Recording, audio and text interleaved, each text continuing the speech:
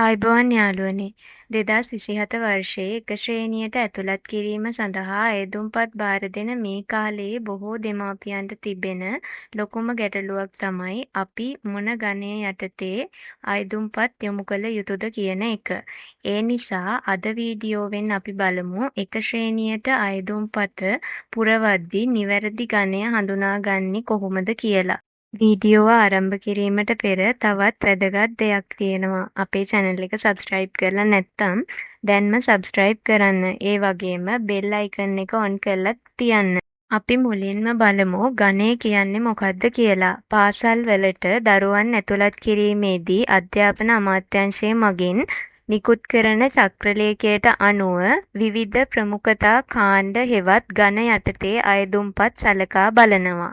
ඒ නිසා තමාට අදාළ ගණය නිවැරදිව තෝරා ගැනීම ඉතාම වැදගත්. පාසලක පළමු වන ශ්‍රේණියේ පවත්නා පුරප්පාඩු වලින් පාසල මගින් තෝරා ගන්නා ළමයින් සංඛ්‍යාව ගණවලට අයත් ළමයින් අතරින් ප්‍රතිශත වශයෙන් තෝරා ගැනෙනවා.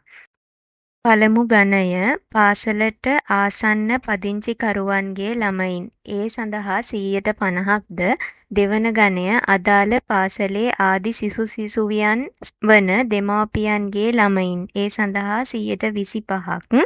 තුන්වන ගණය දැනටත් අදාළ පාසලේ අධ්‍යාපනය ලබන සිසු සිසුවියන්ගේ සහෝදර සහෝදරියන්. මේ සඳහා 14%ක් වෙන්වෙනවා. ඊළඟ ගණය අධ්‍යාපන උසස් අධ්‍යාපන සහ වෘත්තීය අධ්‍යාපන අමාත්‍යාංශයේ සාමාන්‍ය අධ්‍යාපන අංශය යටතේ රජයේ පාසල් අධ්‍යාපනයට ඍජුවම බලපාන ආයතනයක කාර්ය මණ්ඩලයට අයත් තැනැත්තන්ගේ සහ විශ්වවිද්‍යාල ප්‍රතිපාදන කොමිෂන් සභාව යටතේ ක්‍රියාත්මක වන රාජ්‍ය විශ්වවිද්‍යාලවල අධ්‍යාපන කාර්ය මණ්ඩලවල තැනැත්තන්ගේ ළමයින්. මේ සඳහා 6%ක්ද රජයේ සේවා අමාත්‍යාංශ අවශ්‍යතා මත වාර්ෂික ස්ථානමාරුවීම් ලැබූ රාජ්‍ය සංස්ථා ව්‍යවස්ථාපිත මණ්ඩල රාජ්‍ය බැංකු නිලධාරීන්ගේ ළමයින්. මේ සඳහා 4%ක්ද අවසාන වශයෙන් ළමයා සඳහා විදේශ රටක පදිංචි වී සිට පැමිණෙන තැනැත්තන්ගේ ළමයින් සඳහා 100%ක්ද වෙන්වෙනවා. ඒ නිසා තමාට අදාළ ගණය නිවැරදිව තෝරා ගැනීම ඉතා වැදගත්. දැන් බලමු බොහෝ දෙමව්පියන් අයදුම් කරන ප්‍රධාන ගණ කිහිපයක්. පළමුව පාසලට ආසන්න පදිංචිය යටතේ අයදුම් කරන ගණය.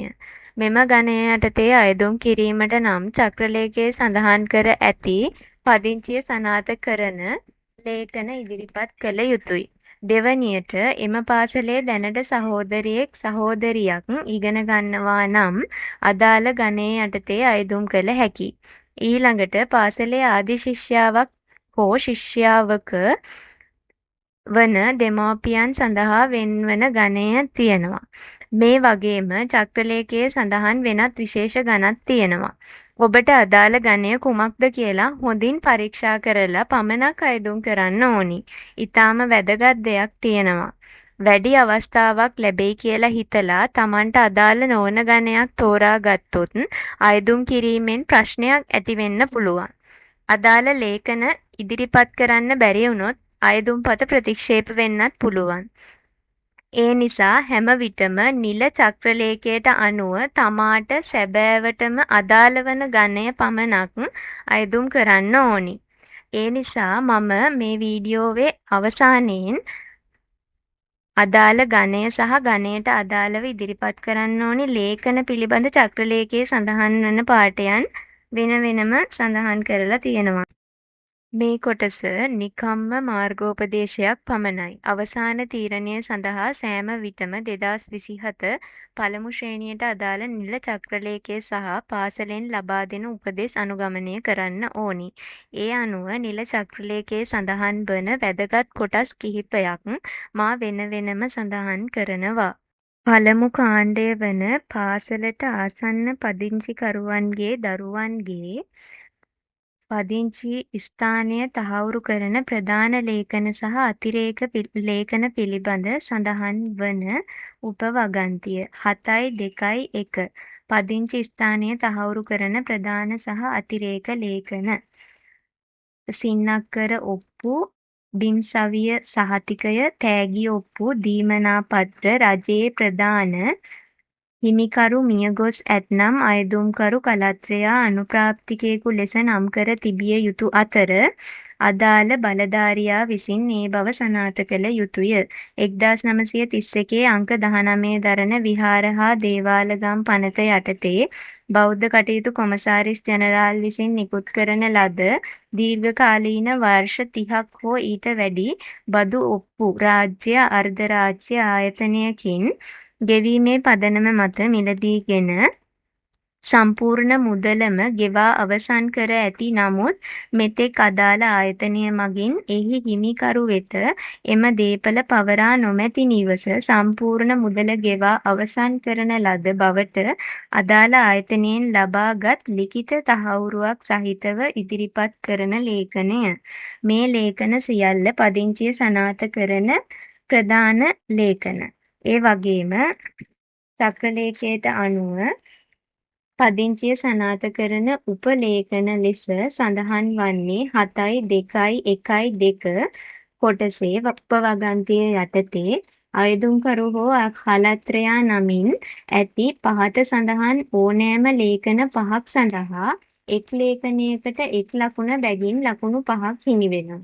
ඒ ලේඛන තමයි ජාතික හැඳුනුම්පත හෝ රියදුරු බලපත්‍රය, ස්ථාවර දුරකථන බිල්පත් රැහැන් සහිත, පාසල හැර යාමේ සහතිකය, විවාහ සහතිකය, ළමයාගේ උප්පැන්න සහතිකය, අයදුම්කරුගේ හෝ කලත්‍රයාගේ බැංකු පොත, වාහන ලියාපදිංචි සහතිකය හෝ වාහන ආදායම් බලපත්‍රය හෝ වාහන රක්ෂණ සහතිකය, විදුලි බිල්පත්, ජල බිල් වරිපනම් බදු බිල්පත්, අක්කර බදු බිල්පත් පදිංචි ස්ථානය තහවුරු කරන ප්‍රධාන ලේඛන යටතේ වෙනත් පිළිගත හැකි ලේඛනයක් ලෙස ලකුණු උපයා නොමැති නම් පමණක් පදිංචි ස්ථානය තහවුරු කරන අතිරේක ලේඛනයක් ලෙස යොදාගත හැකිය.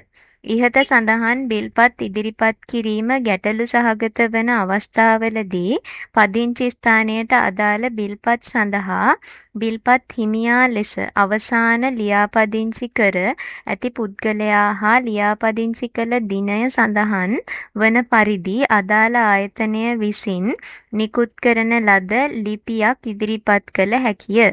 අවශ්‍ය අවස්ථාවලදී මෙම ලිපියේ නිරවද්‍යතාව අදාළ ආයතන වලින් තහවුරු කර ගැනීමට විදුහල්පතිවරුන්ට කටයුතු කළ හැකිය. පදිංචිය සනාථ කිරීම සඳහා ඡන්දහිමි නාමලේඛනයේ ලියාපදිංචියද ඉදිරිපත් කළ හැකියි. ඡන්දහිමි නාමලේඛනයේ ලියාපදිංචි වී ඇති බව සටහන් කිරීමට අයදුම්පතෙහි ලබා දී ඇති කොටස අංක 6 සම්පූර්ණ කර ලියාපදිංචිය සනාථ කළ යුතුය. ඡන්දහිමි නාමලේඛනයේ ලියාපදිංචියට ලකුණු ලබා දීමේදී අයදුම් කරන වර්ෂයට පෙර වර්ෂයේ සිට ආසන්න පසුගිය වර්ෂ 5ක් සලකා බලනු ලැබේ. මා මේ සඳහන් කළේ බහුතරයක් දෙනා තෝරා ගන්නා ආසන්න පදිංචිය යටතේ දරුවන් ඇතුළත් කර ගැනීමේ ගණයට අදාළ චක්‍රලේඛයේ විශේෂ කොටස්. ඒ ආකාරයෙන්ම චක්‍රලේඛයේ උපවගන්ති යටතේ ඒ ගණයන්ට අදාළව විශේෂ කරුණු සඳහන් වෙනවා. ඒ අනුව 7.3 වගන්තිය යටතේ අදාළ පාසලේ ආදි ශිෂ්‍ය ශිෂ්‍යාවන් වන මව්පියන්ගේ ළමයින් පිළිබඳ අවශ්‍ය තොරතුරුද 7.4 යටතේ දැනට අදාළ පාසලේ අධ්‍යාපනය ලබන සිසු සිසුවියන්ගේ සහෝදර සහෝදරියන් යන ගණයට අදාළ විස්තරද 7.5 යටතේ අධ්‍යාපන උසස් අධ්‍යාපන සහ වෘත්තීය අධ්‍යාපන අමාත්‍යාංශයේ සාමාන්‍ය අධ්‍යාපන අංශය යටතේ රාජ්‍යයේ පාසල් අධ්‍යාපනයට ඍජුවම බලපාන ආයතනයක කාර්ය මණ්ඩලයට අයත් තැනැත්තන්ගේ සහ විශ්වවිද්‍යාල ප්‍රතිපාදන කොමිෂන් සභාව යටතේ ක්‍රියාත්මක වන රාජ්‍ය විශ්වවිද්‍යාලවල අධ්‍යයන කාර්ය මණ්ඩලවල තැනැත්තන්ගේ ළමයි යන ගණයට අදාළ විස්තරද 7.6 යටතේ රජයේ සේවයේ අවශ්‍යතාව මත හෝ රජයේ වාර්ෂික ස්ථාන මාරුවීම් ලැබූ රාජ්‍ය සංස්ථා ව්‍යවස්ථාපිත මණ්ඩල රාජ්‍ය බැංකු නිලධාරීන්ගේ ළමයින් යන ගණයට අදාළ විස්තරද 7.7 යටතේ ළමයා සමග විදේශ රටක පදිංචිව සිට පැමිණි තැනැත්තන්ගේ ළමයින් යන ගණයට අදාළ විස්තරද සඳහන් වේ. අයදුම්පත බාර දෙන්න කලින් මේ කරුණු ටික නිවැරදිද කියලා පරීක්ෂා කරන්න. ඔබ තෝරාගෙන තිබෙන ගණය නිවැරදිද? ඒ සඳහා අවශ්‍ය සියලු ලේඛන සූදානම්ද? අයදුම්පතේ සියලුම තොරතුරු නිවැරදිව පුරවලා තියෙනවද? අත්සන සහ දිනය නිවැරදිව සඳහන් කරලා තියෙනවද? මේ කරුණු ටික හොඳින් පරීක්ෂා කළොත් අයදුම්පතේ වැරදි ගොඩක් වළක්වා ගන්න පුළුවන්.